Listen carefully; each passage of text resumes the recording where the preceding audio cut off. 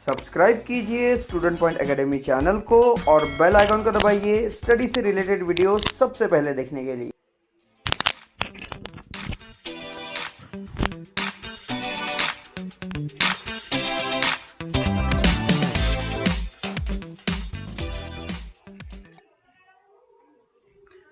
Hello everyone, welcomes you. Today we are going to start the second part of the lesson number 5 towards green energy. And this video we are going to learn power plant based on nuclear energy. Okay, before we have covered in the previous video we have covered 3 topics and the link of that video is given on upper side of I button. हमने पिछले video में 3 topic cover किए हैं और उस video को अगर आपने नहीं देखा है तो ऊपर आई बटन दी है, पहले उस टॉपिक को देखिए।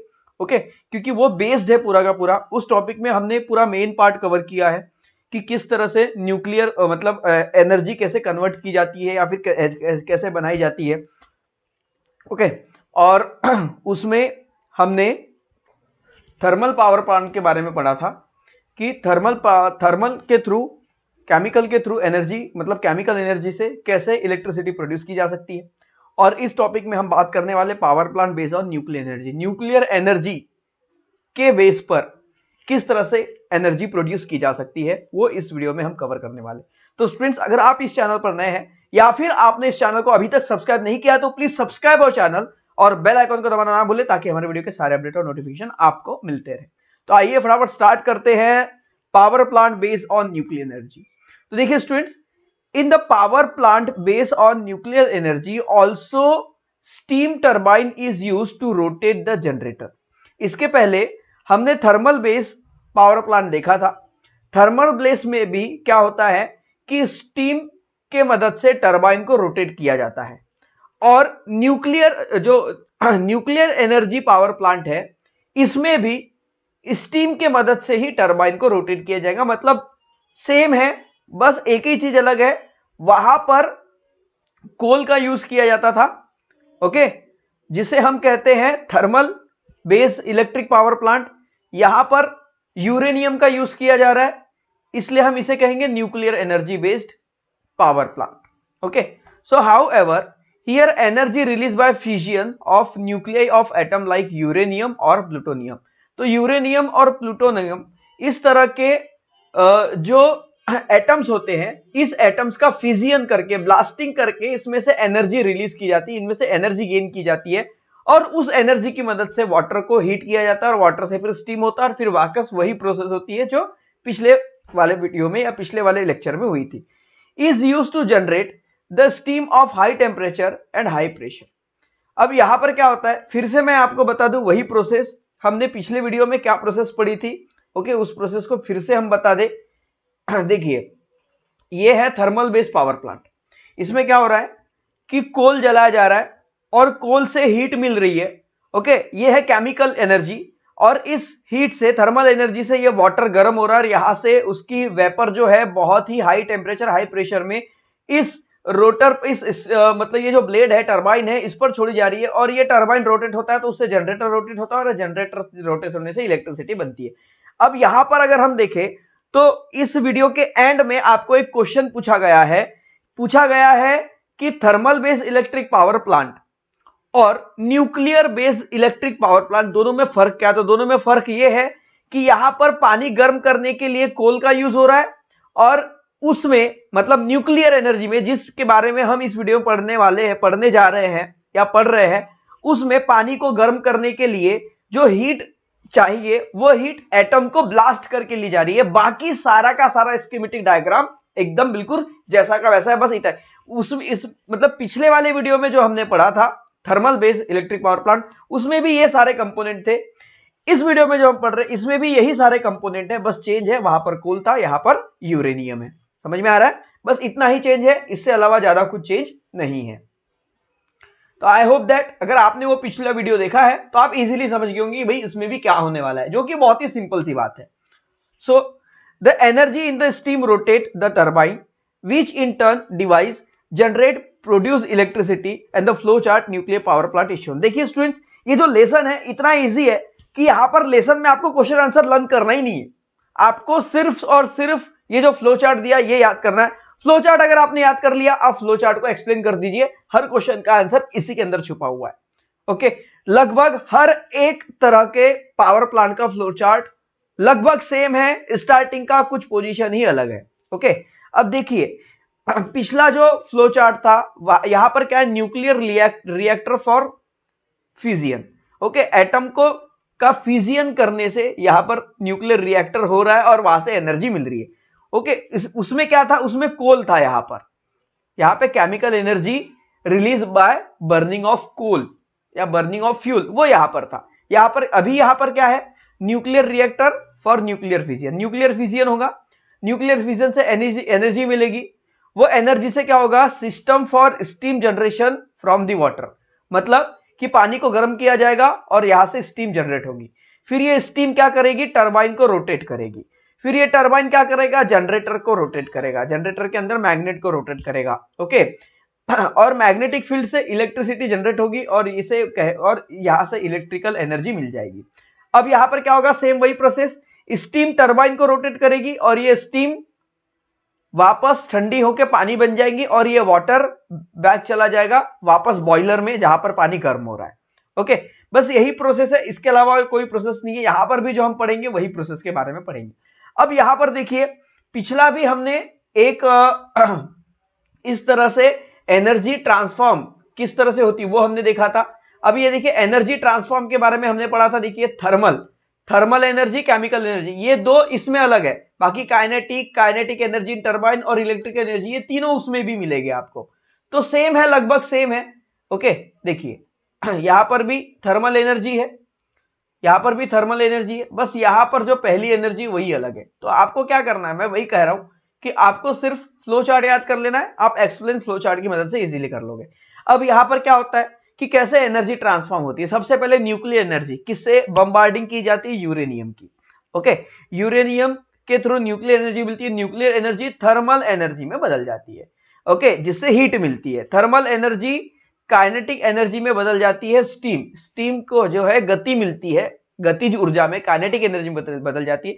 स्टीम की काइनेटिक एनर्जी टरबाइन को रोटेट करती है, तो टरबाइन में भी एक काइनेटिक एनर्जी आ जाती है और ये काइनेटिक एनर्जी कारण इलेक्ट्रिक एनर्जी प्रोड्यूस होती है।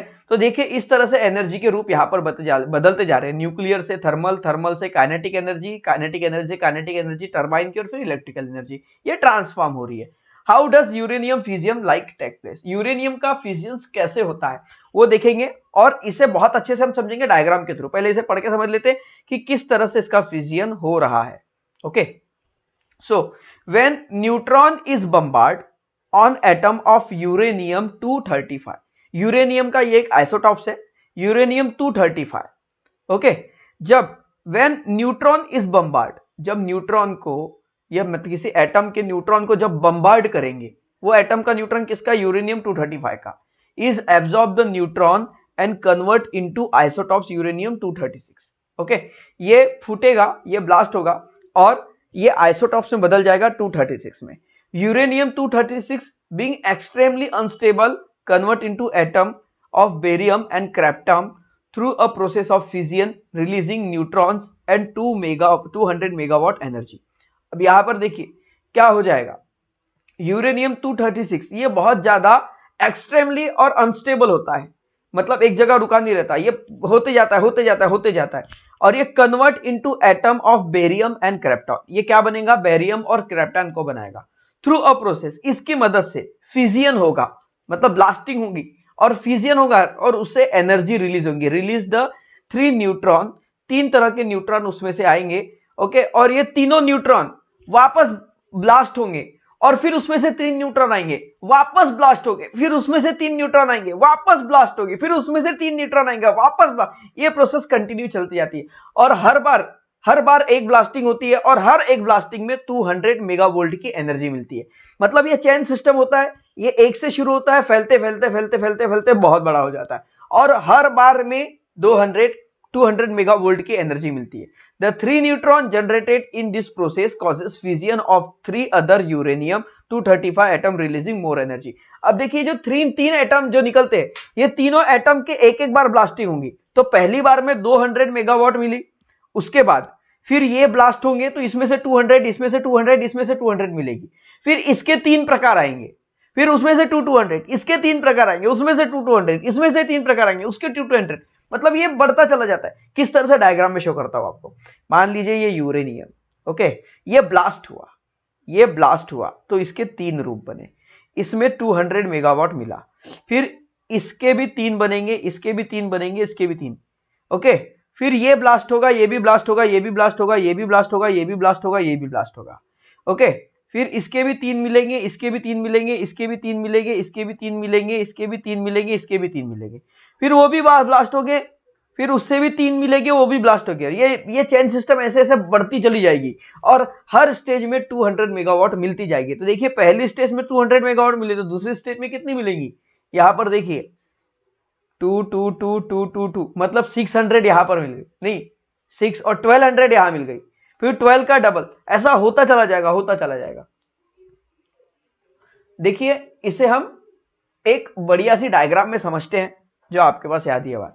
न्यूक्लियर फिजियन, न्यूक्लियर ऑब्जर्व, ठीक है, एब्जॉर्प्शन। तो देखिए यहां पर ये है यूरेनियम, ये यूरेनियम ब्लास्ट हुआ तो इसने 3 नए यूरेनियम बनाए, 1 2 3, और साथ में 200 मेगावोल्ट की इलेक्ट्रिसिटी, ओके। अब यहां पर ये जो यूरेनियम, ये एक यूरेनियम, ये एक यूरेनियम, ये एक यूरेनियम, कलर से समझिए, ये यूरेनियम था, ये ब्लास्ट हुआ, अब ये नए यूरेनियम बने, अब ये नए यूरेनियम ब्लास्ट हो गए। ब्लास्ट होने के बाद यहां से भी ध्यान रखिए, यहां से भी 200 मेगावोल्ट, इसमें भी 200 मेगावोल्ट और इसमें भी 200 मेगावोल्ट मिली, और साथ में देखिए ये 3 अलग अलग है, ओके, ये 3 अलग अलग है, ये 3 फिर से आगे बढ़ेंगे, ये 3 फिर से आगे बढ़ेंगे, ओके, और फिर से ब्लास्ट होंगे, और उन 3 में से हर एक में से 200 200 200 मिलेगी। समझ में आ रहा है? तो ये बढ़ता चला जाएगा, मतलब इजीली एनर्जी इसमें से मिल जाती है। So the neutron release in this reaction release more energy through fission of more uranium nuclei। अब यहां से क्या होता है, यूरेनियम न्यूक्लियाई का बार बार फ्यूजन होते जाता है। This process of fusion of uranium 235 atom continuous and it is called chain reaction. और ये जो यूरेनियम 235 जो है ये कंटिन्यूअस, इसका ब्लास्टिंग होते रहता है, एनर्जी रिलीज होते रहती है और इसी को हम चेन रिएक्शन कहते हैं। इन nuclear power plant A control chain reaction result in release the thermal energy। अब इससे क्या होगा कि जब इसमें से एनर्जी मिलती है, अब ये एनर्जी थर्मल में बदल जाती है, मतलब हीट में बदल जाती है, और हीट से पानी गर्म हो जाता है, which is use to electricity energy generation, जिसका यूज इलेक्ट्रिसिटी एनर्जी जनरेट करने में होता है। यहां पर कुछ इंफॉर्मेशन है जो हमने कलेक्ट करके रखी है, इंटरनेट इन माय फ्रेंड।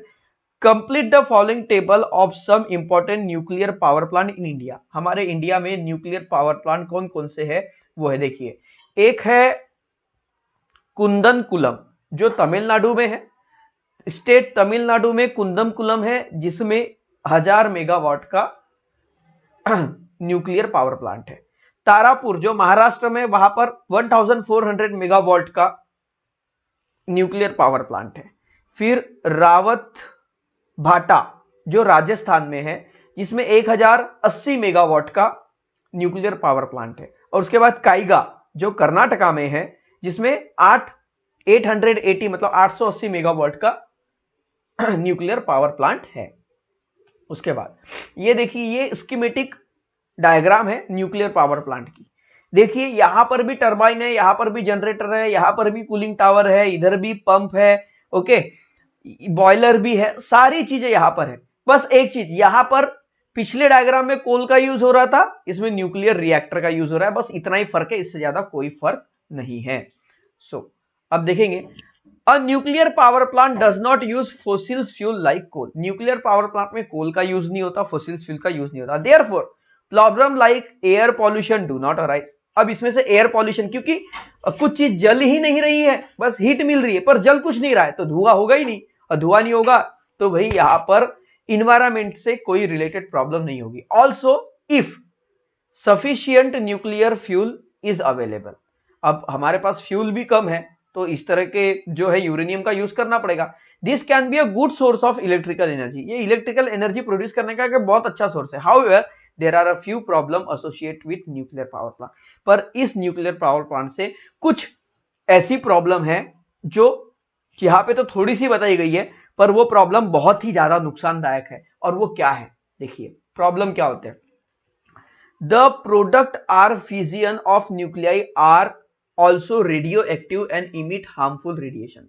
अब ये जो रेडियो एक्टिव सब्सटेंस है, ये इसका यूज हो गया, अब इसको कूड़े कचरे में फेंक देंगे, फेंकने के बाद भी ये खत्म नहीं हो जाता, डिस्ट्रॉय नहीं हो जाता, इसमें से रेडियो एक्टिव सब्सटेंस निकलते रहते हैं।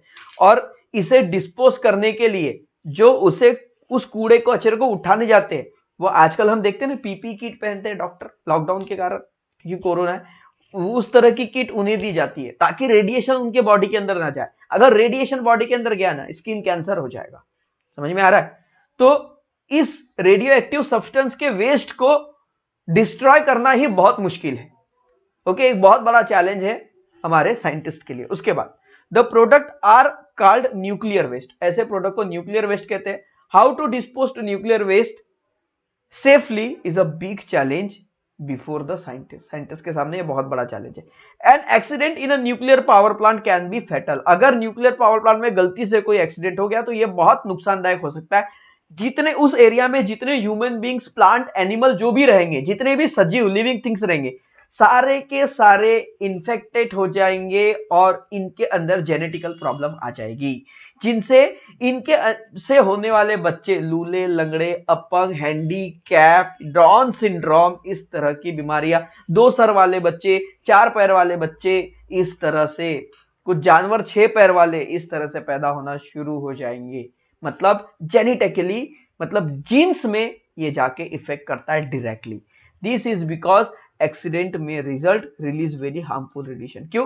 क्योंकि अगर इससे एक्सीडेंट हुआ तो बहुत हार्मफुल रेडिएशंस निकलते हैं और रेडिएशंस हमारे जीन्स को डिफेक्ट कर देते हैं।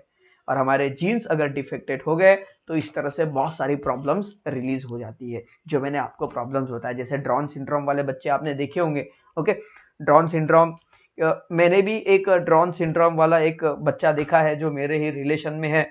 तो ऐसे बच्चे तो ज्यादा दिन जी भी नहीं पाते, उनकी लाइफ भी 25 ईयर्स से कम ही होती है। साथ में हमारी हाथों में बहुत सारी लकीरें होती है, पर उसके हाथ मैंने देखे, उसके हाथ में इतनी मोटी लकीर है पर वो एक ही है इतनी बड़ी। तो बहुत सारे चेंजेस उनके बॉडी में होते हैं ना, वो बेचारे ढंग से बोल पाते। कुछ लोग तो हैंडीकैप भी पैदा हो जाते हैं। कुछ एनिमल ऐसे होते हैं जिनके 3 पैर रहेंगे या फिर 5 पैर रहेंगे, तो वो ढंग से चल नहीं पाते। कुछ प्लांट की बात करें तो ब्रिंजल ऐसे आएंगे, अगर भट्टे की बात करें तो ब्रिंजल ऐसा आएगा, एक में एक ही ब्रिंजल होता है ना। हमने ब्रिंजल कैसा दिखा है भी, ऐसा होता है। ओके, ऐसा होता है और इसमें एक ब्रिंजल लगा होता है। अगर इनके जीन्स में बदलाव हुआ तो एक ही इसमें ऐसे 3-4 ब्रिंजल आपको दिखेंगे। ओके, और ये आपस में एक दूसरे से चिपके होंगे। तो क्यों? क्योंकि इनके जीन्स में इफेक्ट हुआ है, इसलिए ये ऐसे होते हैं। तो इस तरह के प्रॉब्लम्स यहां से अराइज होते हैं, जो है न्यूक्लियर बेस्ड पावर प्लांट से रिलेटेड। तो स्टूडेंट्स, ये था आज का टॉपिक। इस वीडियो में हमने पढ़ा है power plant based on nuclear energy. Nuclear energy जो है वो किस पावर प्लांट के बेस पर बनी है, और इसमें हमने देखा कि इसमें यूरेनियम का यूज किया जा रहा है, जो कि बहुत ही हार्मफुल है इसका रेडिएशन हमारे लिए, और साथ में इसके होने वाले प्रॉब्लम मतलब नुकसान भी देखे। तो स्टूडेंट्स, कैसा लगा ये वीडियो आपको? अगर आपको ये वीडियो अच्छा लगा है तो इस वीडियो को लाइक कीजिए, चैनल को और वीडियो को शेयर भी कीजिए। और अगर आपको लगता है कि वीडियो सच में अच्छा है तो अपने फ्रेंड्स तक इसे शेयर कीजिए, उन सभी तक इन्हें शेयर कीजिए जिसकी इसे जरूरत है। अगर आप इसे शेयर करना चाहते हो तो आपके एक शेयर से उनका बहुत फायदा हो सकता है। करना क्या है आपको, बस व्हाट्सएप में जाना है, इसकी लिंक कॉपी करके उन्हें शेयर कर देना है। वो भी आपको थैंक यू कहेंगे और मेरा भी एक फायदा हो जाएगा, मतलब मेरा भी मैसेज लोगों तक पहुंच जाएगा। तो स्टूडेंट्स, अगर ये आपको वीडियो सच में अच्छा लगा है तो कमेंट बॉक्स में, नीचे कमेंट बॉक्स दिया है उसमें जाइए और उसमें बताइए कि वीडियो कैसा लगा। और कुछ भी डाउट्स या किसी भी क्वेश्चंस, आपका कोई भी क्वेश्चंस अगर आपके माइंड में अराइज हो रहे हैं तो आप कमेंट सेक्शन में मुझसे पूछ सकते हैं, उसका मैं जरूर आपको आंसर करूंगा। बहुत से स्टूडेंट्स मुझे क्वेश्चंस करते हैं और मैं उन्हें टाइप करके, मतलब मैसेज में ही उनका सॉल्यूशन देता हूं। अगर उससे भी सॉल्यूशन नहीं हुआ तो मैं पर्सनली उन्हें कॉल करके उसका सॉल्यूशन देने की कोशिश करता हूं। तो स्टूडेंट्स, अगर मेरा पढ़ाना या फिर मेरे वीडियोस आपको अच्छे लगते हैं तो प्लीज वीडियो को लाइक कर दीजिए, चैनल को सब्सक्राइब कर दीजिए, हमारे साथ बने रहिए और देखते रहिए स्टूडेंट पॉइंट एकेडमी। तो स्टूडेंट्स मिलते हैं नेक्स्ट वीडियो में, टिल देन बाय बाय।